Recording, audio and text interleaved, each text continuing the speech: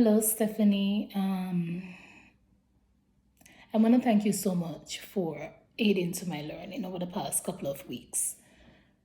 As you stated, we were to talk about three topics that stood out to us.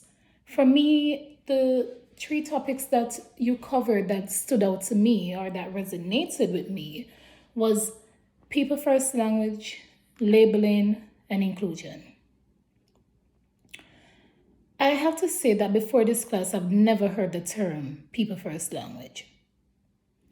And that's why this one stood out to me, right? And what I've now learned is that people first language is me referring to the child by their name instead of their disability. So it's me seeing the child first as a person instead of seeing the disability and then seeing the child.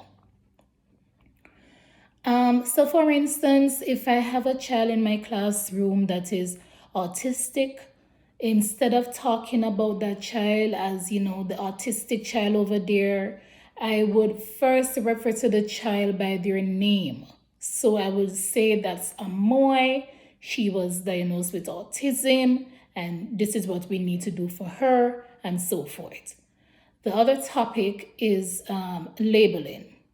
You have taught us that labeling is not always bad, that good can come from labeling. And so tonight, I just want to talk about the good that can be derived from labeling, because too often when we hear the word labeling, we associate it with something that is negative. So the good that can come from labeling is if I were to label a child, then I could be in a case where I'm spreading awareness, or I am leading the parents to proper resources.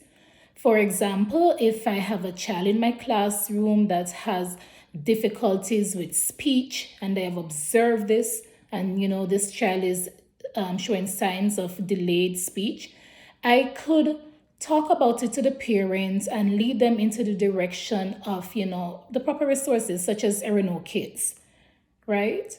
And or a speech therapist or something, or just ask them to talk to their family doctor or their child's pediatrician to shed some light and lead them into the right direction. The third topic that I would like to talk about is inclusion. Inclusion is a huge one for me. And before, I don't know, maybe I was overlooking it, maybe I wasn't paying much attention, but now, doing this course, I've seen, I now notice these things more than I used to before. So for instance, on field placement now, I'm in a preschool room, right? And there are some children with that has needs. And I'm not able, I don't see where they're being included in the activities that take place within the classroom. So for instance, there is this boy in the class that he was diagnosed with autism, and he's nonverbal. I've never seen he had lunch at the table with the other children. So everybody will be sitting at the table and he will be somewhere else.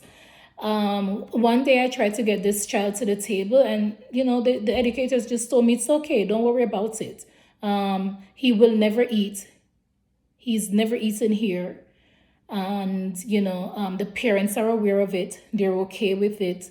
They will come for him at 12. He gets picked up at 12 o'clock, so he will go home and he will have lunch. So don't worry about it. That broke my heart, honestly. And that's another sign. Another sign I've seen wherein artwork is being done and these children are not being included because the stigma that is there is that they won't participate in anything. So inclusion for me is it's a huge one. It surely has a place in my heart. And even now in my preschool classroom that I now teach in, I try to include my children that has disabilities inside the activities that are taking place. So they follow the same schedule, the same routine, whatever the other children are doing, they participate in it, in it also, right? And they're not excluded. There, of course, there'll be activities that they're not interested in, but I try to create alternatives for them. And for instance, if there's a child, if we're doing sensory activities and that child may not want to play with the Play-Doh, I provide, maybe water or something else for that child to use. So those are the 3 topics that I chose to speak on tonight. I thank you so much for allowing me the opportunity to reflect and see where my learning, how far my learning has come. And I have to say, this is a course that I truly enjoy, and it has taught me so much, and I am now implementing these in my work and in my personal life. Thank you for the opportunity again.